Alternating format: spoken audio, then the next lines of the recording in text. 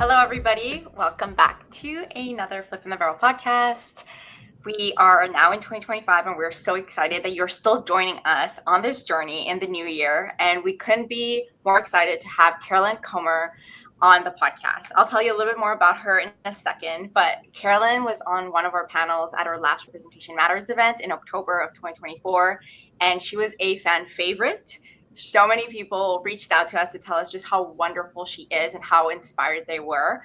And let us tell you, when Jamie and I did her pre-interview just to get to know her, we were shocked by just how awesome and different her story is. It is not your traditional path. It is not your traditional kind of trajectory for an executive at her level at Shell. And so that's why I think it's so cool to highlight her story, just to show you that not all paths look the same. And so just to get in, her name is Carolyn Comer. She's the president of Shell of Energy North America and senior vice president, Shell Energy Americas. Bringing more than 20 years of experience to her current role, she holds accountability for Shell's gas, power, and environmental products trading business in Americas. Carolyn is married with 3 teenage children, and when not spending time with her family, she's an enthusiastic golfer, and she holds a bachelor's degree in international marketing and languages, French and German, and she has a master's in IT management. This is just a small sliver of all of what she's done. And once we get into the podcast, you will see just how wonderful she is. So Carolyn, thank you for saying yes and for coming on the podcast. Thank you for having me, you two. And if you didn't notice already, Carolyn has an accent. So it's just so exciting to hear where she's from, which is Ireland. And Carolyn is the 5th out of 6 children. So Carolyn, you come from a big family in Ireland. Like Massiel had mentioned, it was really great when we heard about your upbringing and where you were from. More importantly, your parents too were both doctors. And so immediately when we heard that, we thought, okay, you were definitely on the path to probably be a doctor, or I'm sure something of that sort, given just your family history. Can you tell us a little bit more about your upbringing, what it was like in Ireland, and how it shaped you into the person you are today? Yeah, sure. And again, thank you both for having me. Yes, I am Irish, born and bred, and grew up on the west coast of Ireland in a big family. And so, in any big family, we tended to look out for each other. And as one of the youngest, I guess I found that I needed to know how to create my own space, but also make space for others. And I think that's kind of shaped me a bit in terms of how I show up in teams. I think maybe as a senior leader in a team today, I tend to have less need to create my own space, but more, ensuring that I can create space for others. I do sit on peer teams as well, where I still think that ability to have some sharp elbows is still really important. I talk a lot about my mom. She was a powerhouse. She had 6 children. She was a consultant anesthesiologist in a very busy acute hospital. She played golf competitively at the national level, and she always seemed to find time to put a home cooked meal on the table. And so I think probably what I learned from her was there's really nothing you can't do or be if you set your mind to it. And she certainly instilled, a really deep work ethic. I mentioned the home cooked meals. In our house, when I was growing up, Saturday and Sunday dinners were sacrosanct. Everybody had to be there. It was kind of the Sunday roast. You can imagine just the noise level around the table. And one of the things I think I honed as a leadership superpower around the table was my ability to tell stories. Because none of my siblings are shy. Everyone has something to say. And frankly, if you can't craft your story and kind of get the hook out early, you just got swept away in the gaggle of conversation at the dinner table. So a lot of kind of my upbringing, I guess, shaped kind of the person and the leader I am today. Thank you for sharing that. And it's really interesting to see kind of how you connect the dots backwards a lot of times with who you are today and how you lead teams and even your career journey by little things from your childhood. So it's really cool to hear that. And tell us a little bit about just career wise, like what did you study and what did you want to be when you grew up? I know you're very artistic and there was more of like an artistic side, but you ended up in the chemical industry and you spent 6 years there. So tell us a little bit, how that even happened. Yeah, so I started out life after college in an NGO, spent about 2 years with them. I learned everything there is to know about cost management because non-governmental organizations never have enough money.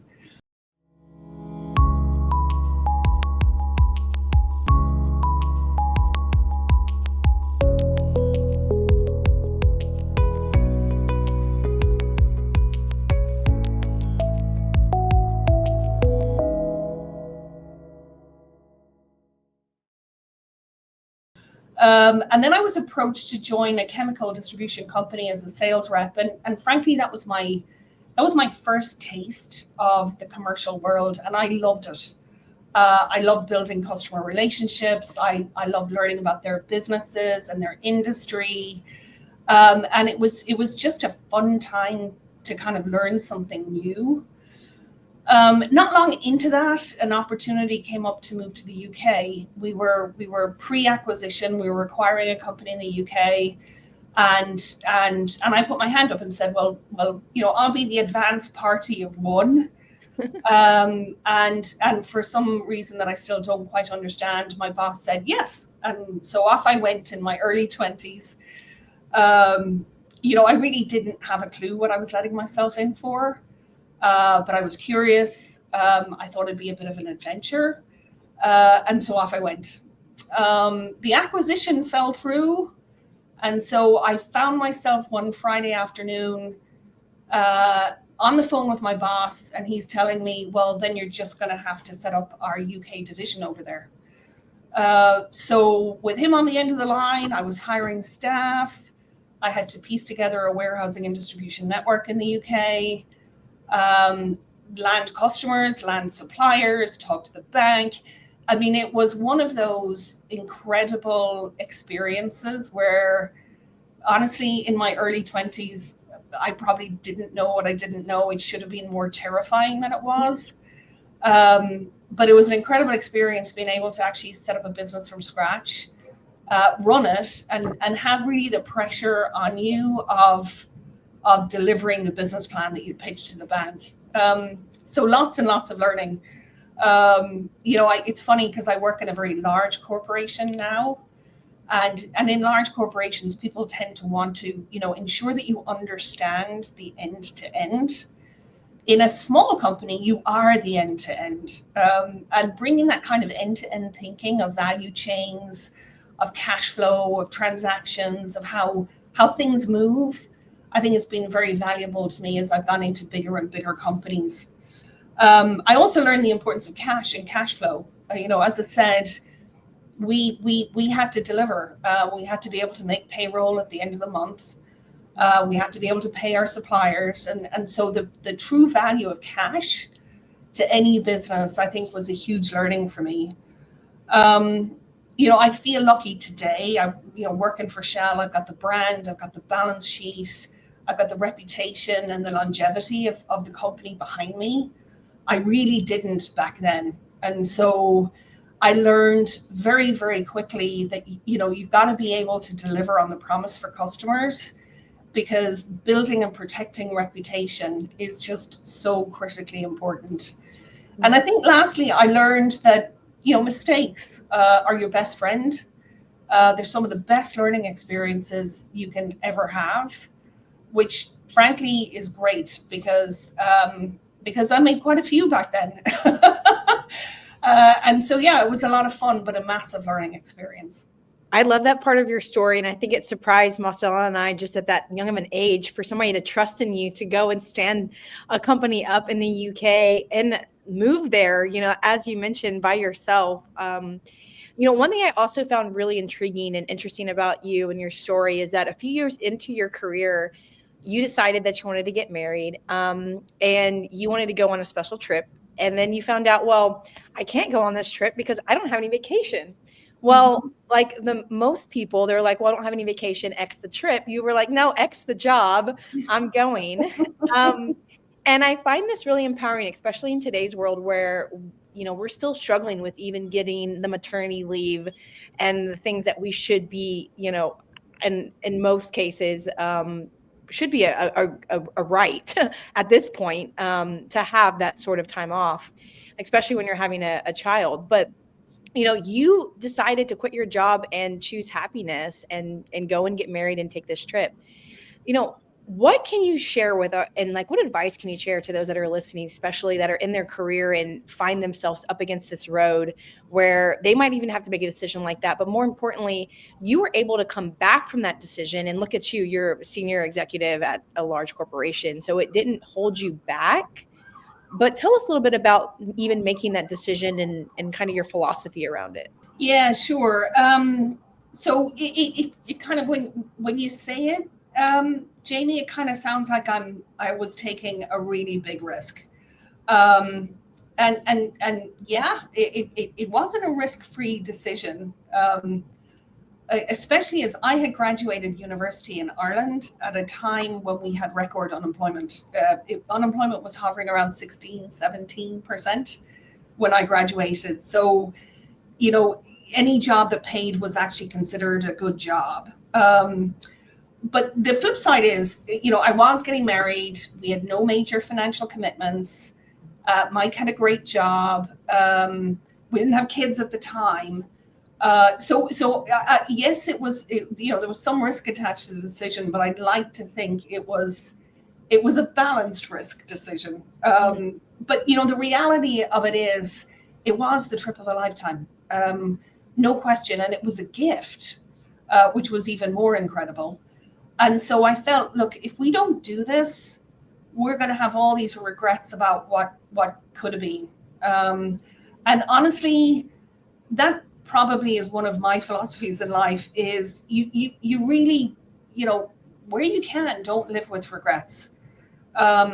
Take some risk. Don't like, not insane risks, but take some risk. And like, live life to the fullest, because we don't get a second go around.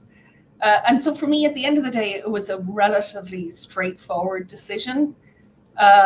Although when somebody else articulates it, it does sound like it was a bit rash. I love that you share that, because I think the first time when we heard that, it was like, wow, you took a risk, and then because of that, you ended up later on at Shell, and then that's where you are today. So sometimes it's like, you may be taking a risk, you don't even realize that you were just trying to do something because you wanted to get married, etc. But then it brought you to this path that would have never happened if maybe you would have stayed. So it's interesting to see how life works out. Another one, which I thought we can discuss now, since we were talking about leaves and just deciding when certain things are made for you and when they're not. Another one that was really, surprising for us was that you also took a leave while you were at Shell, after having your second child. You just felt a little burnt out, and I think we all feel that at some point in motherhood, where we're like, we just need a career break. But they're not as common as we think. And a lot of times I think it's because people think that a career break means my career is over, or I will never be able to get to the levels that I want. But sometimes it just resets you, and it lets you actually be better and greater because you took a break. So can you tell us a little bit about that, and maybe any advice on people who are thinking about a career break but have that pressure of, what will happen to my career if I do take one? Yeah, I did. So actually, you mentioned maternity leave earlier. I took a year's maternity leave for my first child. I took a 2-year career break with my second child, and I was almost a year off from my third. And it didn't harm my career. That's the good news. Probably the better news is, by doing that, I was able to keep the harmony between my personal and my professional life. And I'm a big believer, look, not every day is going to be, rainbows and unicorns. You're going to have days where the childminder's sick and your husband's away and you got to do all the pickups and drop-offs. And by the way, there's a deadline looming at work. But generally, directionally, I do think that it's really important that we have the personal and the professional in an equilibrium that actually we can live with. And at the time I took the career break, I felt that I was not there. I didn't have that harmony. I was living in London. I was commuting. It was hard. I wasn't seeing the kids. And I just felt, look, something has to give. And in that context, it was never going to be the family. So I was resigning. I was leaving. I had my letter of resignation written. I had arrived into the office. I was going to go see my boss and let him know. And I coincidentally bumped into the HR lady, Kim, who had hired me into Shell in the first place. And she asked me, hey, you know, how's it going? And I completely crumbled, which I don't think she had expected. And we went off and we had a chat, and I explained where I was and what I thought I needed to do. And she introduced me to all of the policies on flexible working that we had in the company, which I honestly had no idea about. And so with her help, I applied for a 2-year career break. It was accepted, and it was exactly what I needed at the time.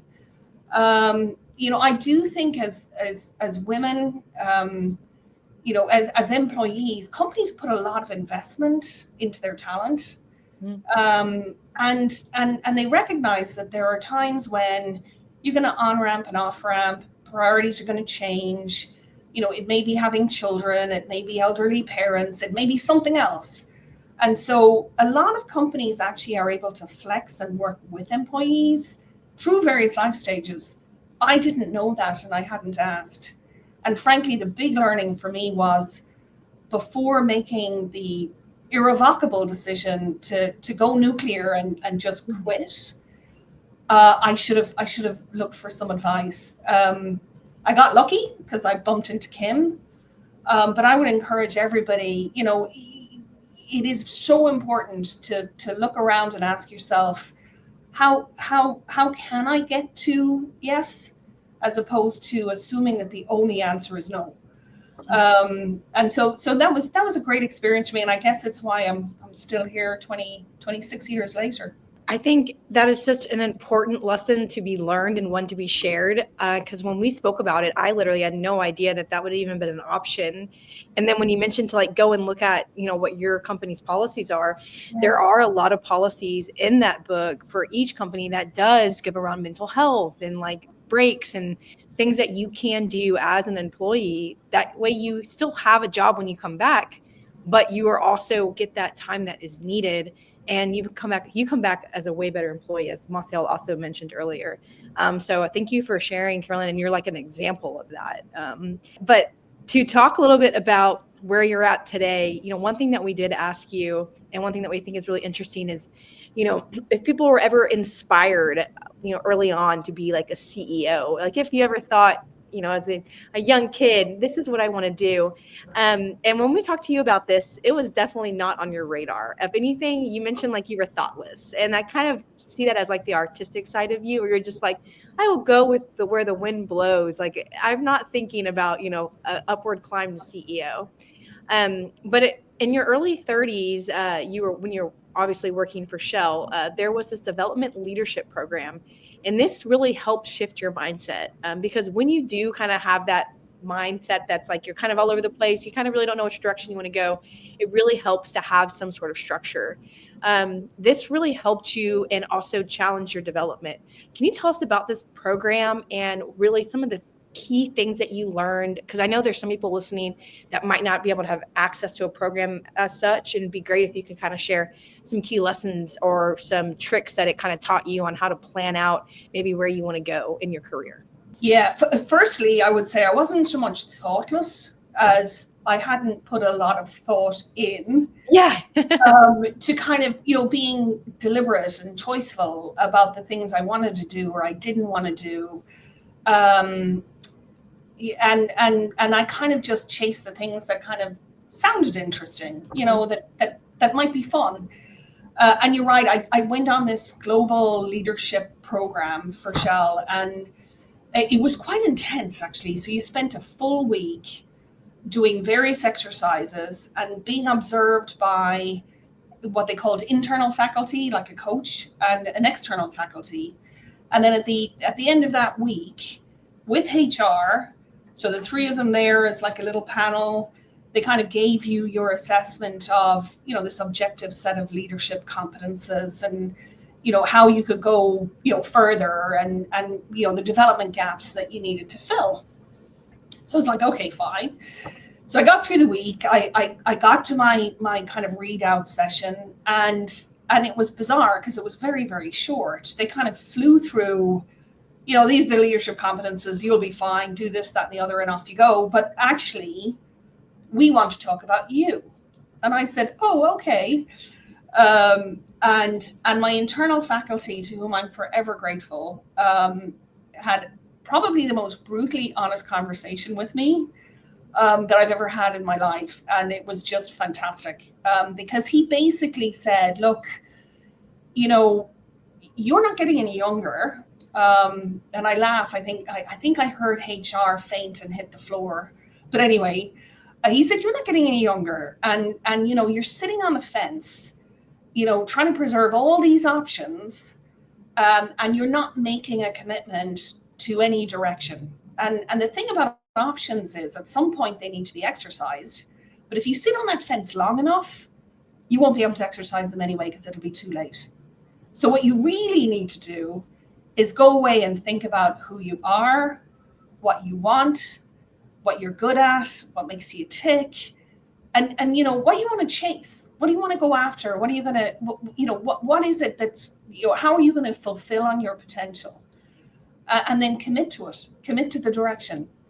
And it was an incredibly powerful and impactful conversation. HR recovered, they were fine.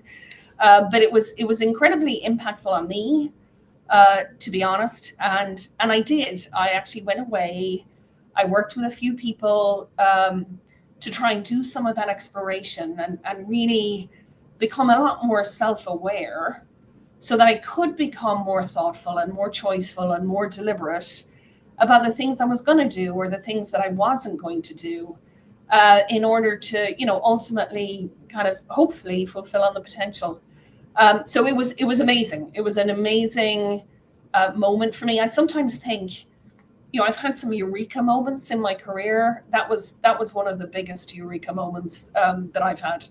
And I'm grateful to Massiel, who had the courage to actually step up and say, hey, I can see you for who you are right now and who you could be. I love that you mentioned that. And also just, I think there's a point in our careers or even life where you do have to sit down and have that self-reflection because life just happens and you kind of just go through it. But to your point, like you weren't picking a path necessarily or a direction. You were kind of just going with it, but he saw potential in you. It was like, where do you want to go? Like, and to your point, you're not getting any younger. So you kind of have to start making all those steps now. And I think, is this a person you were trying to look online for? Because you mentioned you never told them how they changed your life in a way, and you tried looking for them. And so if they listen to this podcast, who knows? Carolyn's trying to look for you. She wants to actually. I found him. I did find him. You did? Yeah. So I was telling the story to my eldest daughter. She's just embarking on her career journey. And I was telling her the story, and she said, that's fascinating. Did you ever reach out and tell him? Because, 20 years later, you joined the senior executive group of your company. It sounds to me as if a lot of that has to do with the advice he gave you 20 years ago. And I said, no, I haven't. So she said, well, you need to. So off we went Googling him. We found him on LinkedIn. He'd actually left Shell. He worked in Saudi Arabia for a while. He's now back in Paris, running his own consultancy. And so I sent him a message on LinkedIn. And I said, I just thought he must think, who is this crazy woman? I said, look, you probably don't remember me, but I do want to share this story with you about the impact that you made on me. And actually, I want to tell you that I've just been appointed to the senior executive group of Shell, and I actually give you a lot of credit for that. So I really just want to say, I know it's a bit late, but I just want to say a massive thank you. And I sent it off. And then I didn't hear anything for a couple of weeks. And I thought, yeah, he thinks I'm some kind of crazy stalker. He's probably blocked me on LinkedIn and all other social media platforms, and that's fine. And then I got this wonderful note that popped into my inbox, and it was just very joyous. And he was so lovely. And I've promised, I haven't been back to Paris since, but I did promise next time I'm in Paris, I'll look him up and we'll go grab a coffee. So that's really cool. What a great story. Yeah, I know. And it's funny because it's like I'm learning from my daughter, because, people say, are you a role model to your kids? Sometimes I think they're role models to me, because that importance of not only kind of seeking advice from people, but actually reaching out and thanking people for having impact. That was a learning I got from my daughter, who's now in her early 20s. So yeah, I'm very grateful to her too.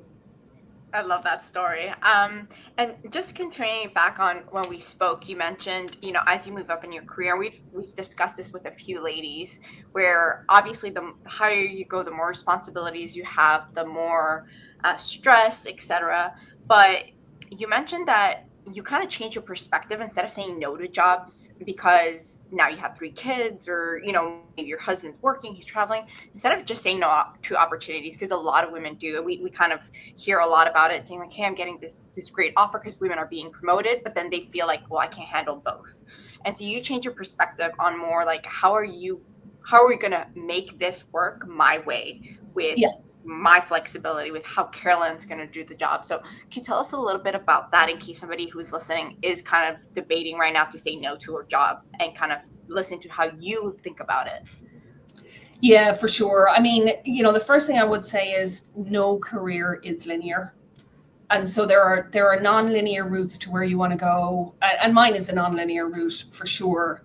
As I said, I took my career breaks, I took my extended maternity leave.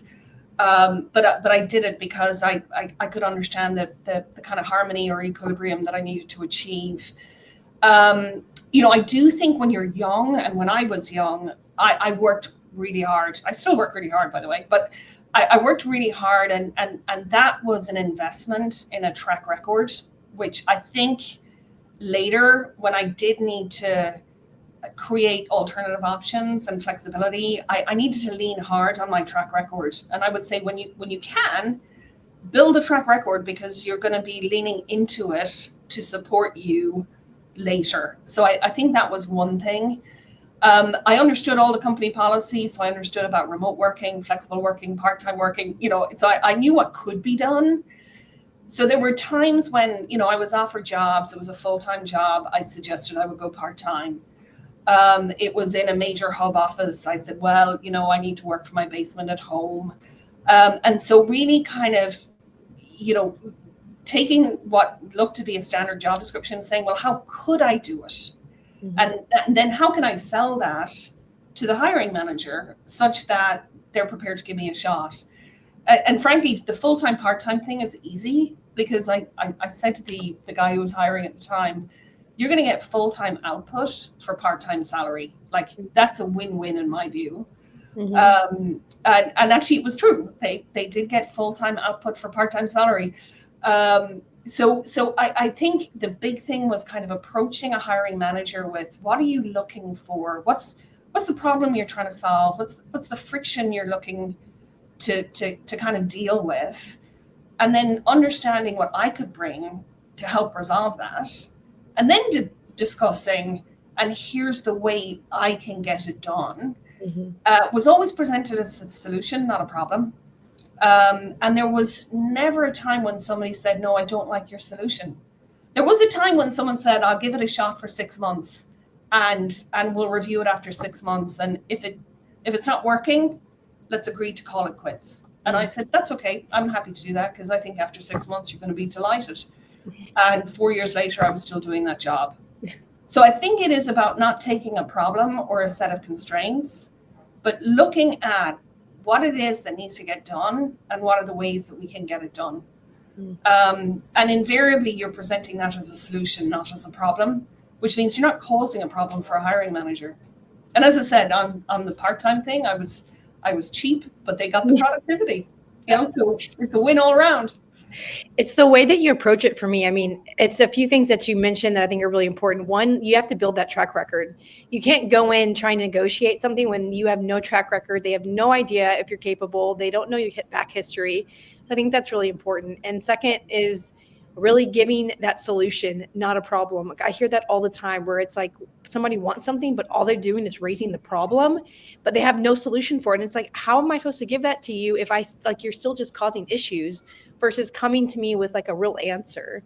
So I think those are like very important attributes that you had really outlined when you were describing how you're able to do it.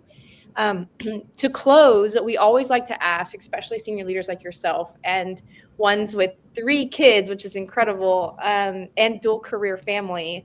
How were you able to make it work with your husband working too? And not to mention, like you took on big roles. You have mentioned throughout your story that you were very upfront with your hiring managers. Obviously you made the things work for you and your flexibility. But at the end of the day, you still have 3 kids at home. Your husband works as well. And there had to be some sort of agreement there, I would assume, on how you're able to manage it. Can you share with us how you did that and any advice that you have for our listeners? Yeah, I think that's a great question. So my job has meant that we've traveled and moved and lived in different countries a lot. And that's hard for anyone. But it's particularly challenging when you're a dual career family. And so the first thing I would say is we didn't take any of my career decisions unilaterally. So every decision we took jointly. And so if it wasn't going to work for my husband, it wasn't going to work for the kids, it definitely wasn't going to work for me. And so I think having that open dialogue, looking at the opportunity and asking yourself, can we make this work? Can we be happy? Mm-hmm. Leads you to the joint decision. So I think that's number one, having that open communication and really looking at the pros, cons, the opportunities, the challenges, and saying, okay, are we going to do this? I think that's really important. I think the second thing was, and we probably learned this the hard way on our first move, is moving country is hard. Moving job is hard. Moving your kids is hard. Moving schools is hard. And moving to a new home is hard. And when you move country for a role, you tend to do all 5 of those things. And so you move from a world where you've had this nice equilibrium where things are kind of trundling along and working to bam, it's new everything. And knowing that when you're making that move, going into that with eyes wide open and working really hard to establish the new equilibrium, I think that was something we learned the hard way the first time, and then it became much easier time and time after that. So that was the second thing. We calendar manage religiously, because my husband travels for work, I travel for work. We have a policy that one of us is always at home in the country. So you can imagine it's a juggle fest when it comes to calendar management. And you've got to have a bit more of a forward view than, what's happening tomorrow. So that's really important. And then we also, honestly, on a kind of a bigger scale, we always had a view that one of us could always not be working. So financially, we never overcommitted to the point where both of us had to work just to make ends meet. And that gives you a certain level of freedom around the choices you can make or you don't make. Now, not everybody has the luxury of that, to be honest. Mm-hmm. But that was something we were very conscious of in terms of, how we would financially commit or avoid overcommitting. And so they were just some of the things that I guess over the years we worked through and we teased out. And yeah, I think it just worked for us. I think the big thing is you got to do this stuff together, because whatever my decision is impacts everybody else, and whatever your decision is impacts everybody else. So it really needs to be a joint decision. I love your entire story. I love everything that you have to say, Carolyn. And I really mean that, because how truthful you are and genuine and authentic throughout, just not even this like this podcast, but even when you're at the event and when we've talked to you in person, and you bring this breath of fresh air of like, there's so many different possibilities that I don't think people think about. And when you have gone through them in your career and you sharing them on the podcast, even, you know, from the career breaks to designing your own life on the jobs that you want, to doing the things that you want to do and what you're passionate about, and really living a life that you love and taking those risks based on what you're passionate about, I think just says a lot about you. And it really gives a lot of hope to the rest of us that, you know, want to scale their career and get to an executive level role, and they don't have to give up their entire life to do it. Because a lot of stories, and, you know, luckily on FTB, we're able to debunk these stories, but, you know, the history of people who are executives, it's like, you have to have a divorce, you have to give up your life, you have to be, you know, 7 to 7 every day in the office, and like no flexibility, and, you know, work hard, play hard. And that's not the case. And then the younger generation definitely is not interested in that.